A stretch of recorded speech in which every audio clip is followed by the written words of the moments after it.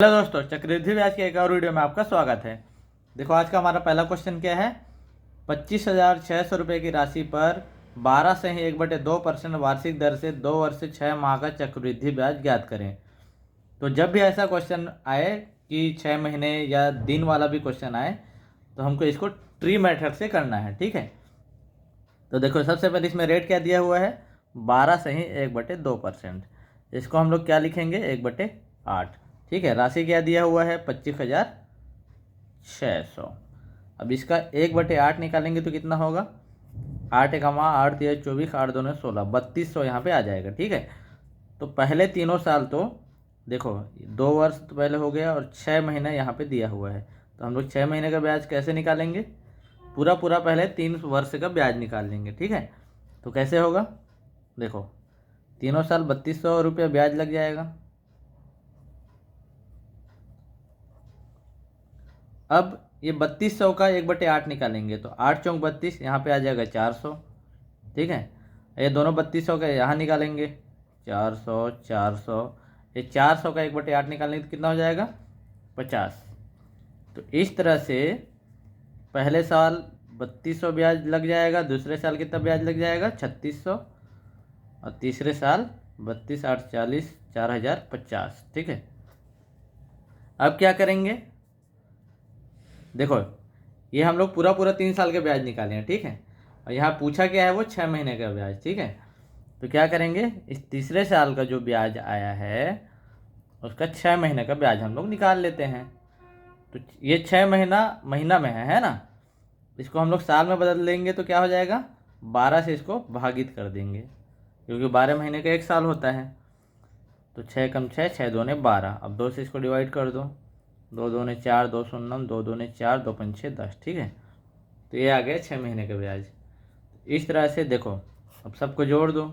पहले साल आया था 3200, दूसरे साल आया था 3600, और 6 महीने का ब्याज कितना निकाले थे हम लोग, 2025 रुपये। तो इस तरह से 5 2 6 2 8 और 3 3 6 2 8, तो 8,825 रुपये हमारा आंसर आ जाएगा। देखो हमारा अगला क्वेश्चन क्या है, 86,400 रुपये का 16 से 2/3% वार्षिक चक्रवृद्धि ब्याज की दर से 1 वर्ष 2 माह में प्राप्त चक्रवृद्धि ब्याज कितना होगा। तो सबसे पहले रेट ऑफ इंटरेस्ट कितना है, 16 से 2/3%, 16 से 2/3%। ठीक है, इसको हम लोग क्या लिख सकते हैं, 1/6। ठीक है, अब 1 वर्ष 2 माह बोला है तो हम लोग सीधा 2 साल का निकालेंगे। ठीक है, तो राशि क्या है, 86,400 रुपये। अब इसका 1/6 निकाल दो, तो 6 एकम 6, बच गया 2, 6 चौक 24, फिर बच गया 2, तो 6 चौक 24। तो इस तरह से 14,400 ये ब्याज लग जाएगा। ठीक है, अब 14,400 का, इस 14,400 को दूसरे साल ब्याज लग जाएगा, इसको निकाल लो। 6 दूने 12 और 6 चौक 24, तो 2400 इसका ब्याज लग जाएगा। तो इस तरह से पहले साल ब्याज लग जाएगा 14,400, और दूसरे साल 4 4 8 और 14 2 16, तो 16,800 दूसरे साल का ब्याज है। ठीक है, तो पूरा दूसरे साल का ब्याज निकाले हैं हम लोग, लेकिन निकालना हमको कितना है, 2 महीने का। तो 16,800 रुपये है, उसका 2 महीने का ब्याज निकालेंगे और 2 महीने को हम लोग साल में बदल लेंगे। तो 12 से भागित कर देंगे तो 2 से 6 बार में चला जाएगा, और 6 से 6 दूने 12, बच गए 4 और 6 8 48, यानी 2800 2 महीने का ब्याज आ जाएगा। ठीक है, तो पहले साल कितना आया था ब्याज, 14,400। ठीक है, और 2 महीने का ब्याज कितना आया, 2800। तो दोनों को जोड़ दो तो हमको 1 वर्ष 2 महीने का ब्याज हमको पता चल जाएगा। ठीक है, तो 14 3 17, तो 17,200 रुपये हमारा आंसर आ जाएगा। देखो अगला क्वेश्चन क्या है, 10,800 रुपये की राशि पर 16 से 2/3% वार्षिक दर से 2 वर्ष 73 दिन का चक्रवृद्धि ब्याज ज्ञात करें। ठीक है, तो वहाँ महीने था, यहाँ पे दिन था, क्वेश्चन एक ही जैसा है ना। तो यहाँ दर क्या है, 16 से 2/3%, इसको हम लोग लिख सकते हैं 1/6। ठीक है, तो 2 साल 73 दिन बोला है, यानी पूरा पूरा हम लोग 3 साल के ब्याज निकाल लेंगे यहाँ पे, 1 साल 2 साल और 3 साल। ठीक है, तो राशि कितना है 10,800 रुपये। अब इसका 1/6 निकाल लो, तो 6 कम 6 बच गया 4, 6 अठे 48, यानी 1800, इसका 1/6 निकल जाएगा। ठीक है, तो तीनों साल ये 1800 आ जाएगा ब्याज। उसके बाद अब इस 1800 का 1/6 निकालेंगे तो 6 3 18, यानी यहाँ 300 यहाँ आ जाएगा। ठीक है, इस 1800 का 1/6 300 यहाँ आ जाएगा, इस 1800 का 1/6 300 यहाँ आ जाएगा। उसके बाद इस 300 का 1/6 निकालेंगे तो कितना आ जाएगा 50। तो पहले साल ब्याज आ गया 1800, दूसरे साल 2100 और तीसरे साल 18 3 21 3 2450 रुपये। ठीक है, अब वो क्या बोला है 2 वर्ष 73 दिन का, तो इस 2450 का हमको 73 दिन का ब्याज निकालना पड़ेगा। तो 2450 का 73 दिन का हम लोग अगर ब्याज निकालते हैं तो इस 73 दिन को साल में बदलेंगे तो 365 दिन का एक साल होता है, तो 365 से डिवाइड कर देंगे, ये 5 बार में चला जाएगा और 5 से इसको डिवाइड कर दो, 5 चौक 20 और बच गया 4, 5 नहीं 45, तो 490 73 दिन का ब्याज आ गया। ठीक है, तो पहले साल ब्याज कितना आया था 1800, दूसरे साल ब्याज आ गया 2100 और 73 दिन का ब्याज आया 490, तो तीनों को जोड़ देंगे तो 2 वर्ष 73 दिन का ब्याज निकल जाएगा। 0 यहाँ पे 9 आ गया, 4 8 1 9 4 13, हासिल आया 1 और 4 यहाँ पे आ गया, तो 4390 रुपये हमारा आंसर हो जाएगा। देखो अगला क्वेश्चन क्या है, एक निश्चित धनराशि पर 14.28% वार्षिक चक्रवृद्धि ब्याज की दर से 1 वर्ष 146 दिन में प्राप्त ब्याज 408 रुपये है, तो मूलधन ज्ञात करें। तो ये क्वेश्चन देखो थोड़ा सा अलग है, यहाँ मूलधन नहीं दिया है। ठीक है, सीधा चक्रवृद्धि ब्याज दिया है। ठीक है, तो ऐसे क्वेश्चन में हम लोग क्या करेंगे, मूलधन हमको मानना पड़ेगा। तो मूलधन कैसे मानेंगे, यहाँ पे रेट ऑफ इंटरेस्ट कितना दिया है 14.28%, इसको हम लोग लिख सकते हैं 1/7।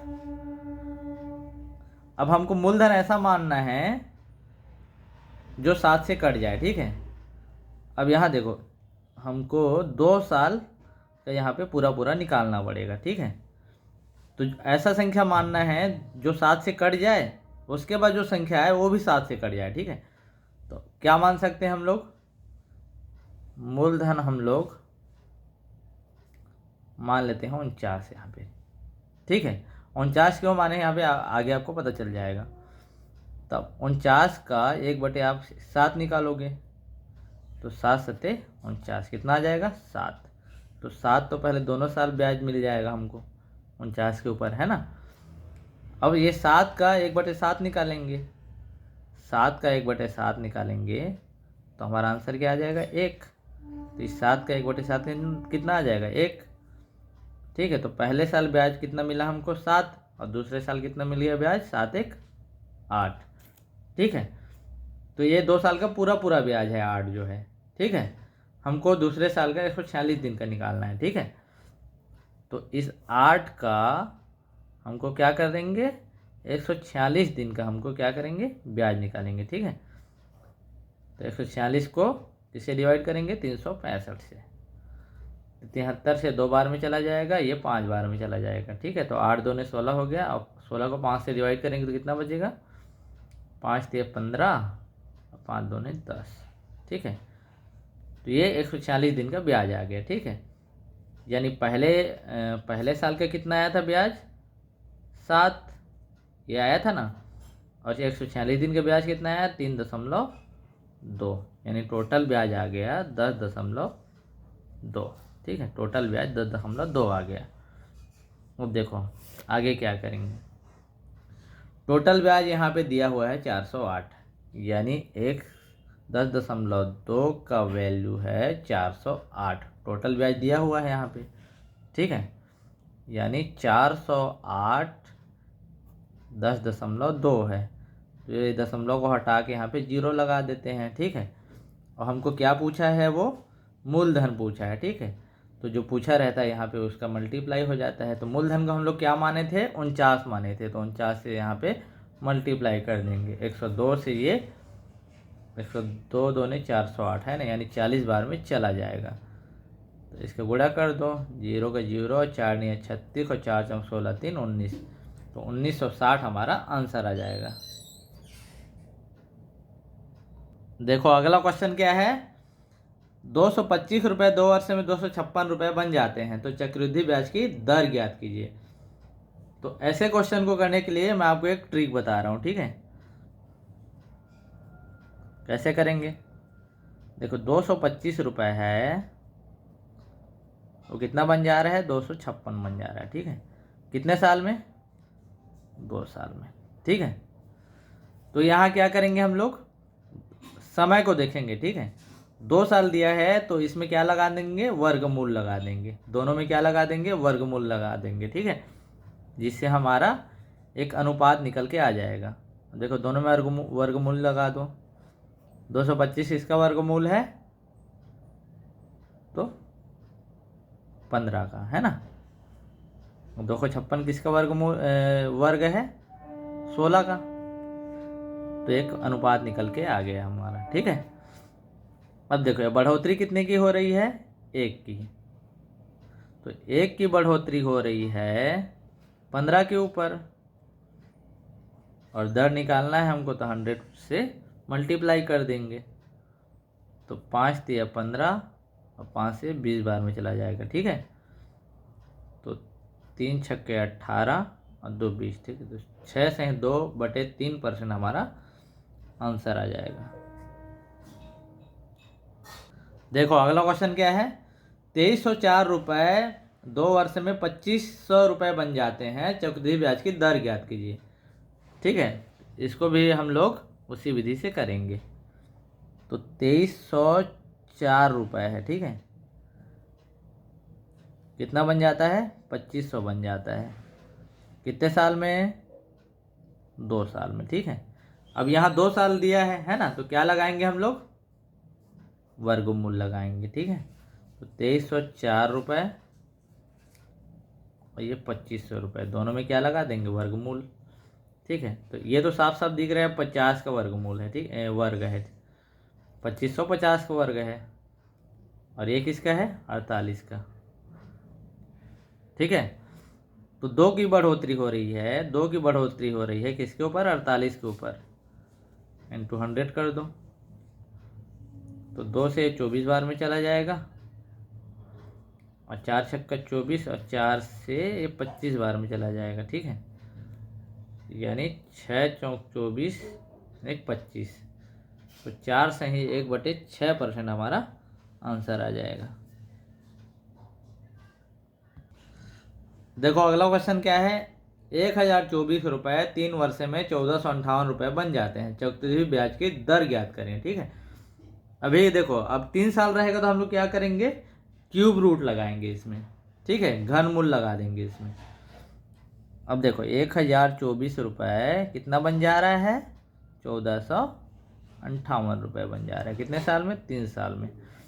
देखो लेकिन यहाँ पे एक चीज़ ध्यान रखना है, ये तो किसी का घन नहीं है, तो इसको क्या करेंगे हम लोग, 2 से काट के देखते हैं, ठीक है। अगर दोनों 2 से कट जा रहे हैं तो 2 से काट के देख लो, 2 पंचे 10 और 2 एकम 2 और 2 दूने 4, 2 सत्ते 14, 2 दूने 4 और 2 निया 18।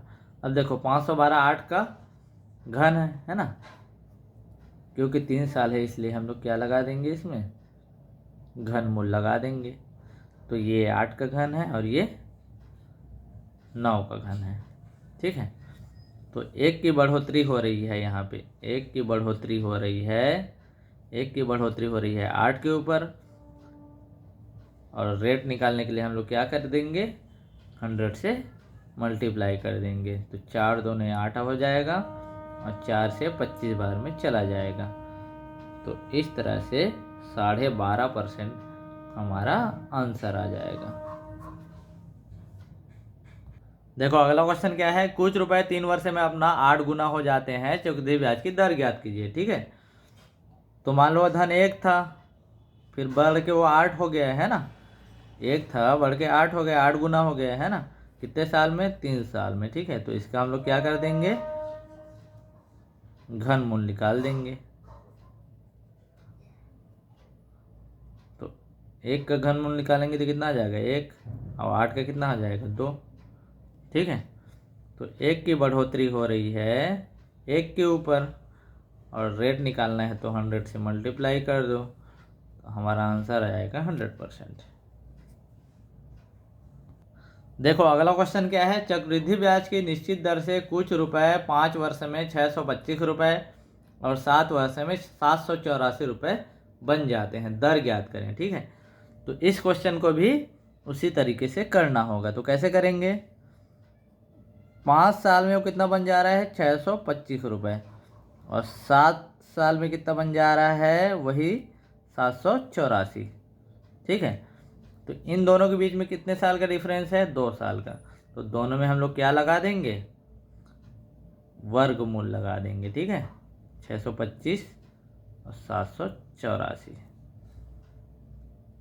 अब निकाले, ये 25 का वर्गमूल है और ये कितने का है 28 का वर्गमूल। ठीक है, तो 3 की बढ़ोतरी हो रही है, दोनों के बीच 3 की बढ़ोतरी हो रही नहीं, तो 3 की बढ़ोतरी हो रही है 25 के ऊपर, इंटू 100 कर दो, तो 25 चौक 100 और 4 दिया 12, यानी 12% क्या है रेट ऑफ इंटरेस्ट है। तो ये हमारा आंसर।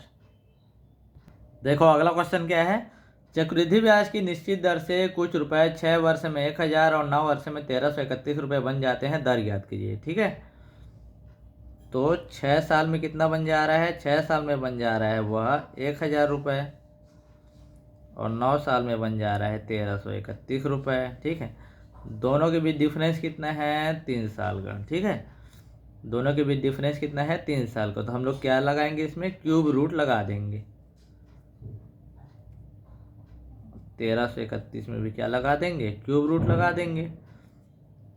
तो अनुपात में निकालो इसको, 10 का क्यूब है ये, है ना, 10 का घन है, और ये 11 का 1331, यानी 1 की बढ़ोतरी हो रही है, 1 की बढ़ोतरी हो रही है 10 के ऊपर, इंटू 100 कर दो, तो हमारा आंसर आ जाएगा 10%।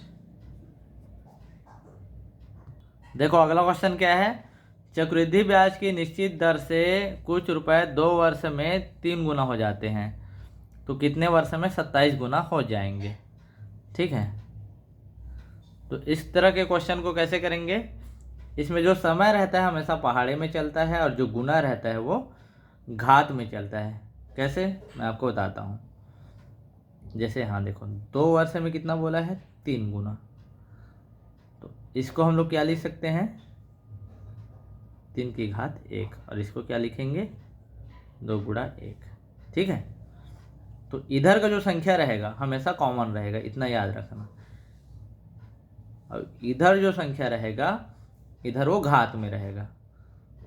ठीक है, इधर जो संख्या रहेगा, इधर जो संख्या रहेगा इधर वो घात में रहेगा, इतना याद रखना आप। ठीक है, और इधर वाला संख्या हमेशा कॉमन रहेगा, इतना याद रखना आप। तो 2 गुणा 3, तो यहाँ 3 की घात 3। ठीक है, तो यहाँ देखो क्या बोला है 2 वर्ष में 3 गुना हो जाता है। ठीक है, तो हम लोग क्या बोलेंगे, यहाँ लिख देंगे समय और यहाँ लिख देंगे गुना। तो समय कितना है 2 वर्ष, तो गुना कितना हो रहा है 3। ठीक है, तो 3 की घात 1 लिख देता हूँ, और 27 गुना होने में कितना समय लगेगा। ठीक है, यानी ये 3 की घात 1 है, तो ये 3 की घात 3 हो जाएगा, 3 3 9 27।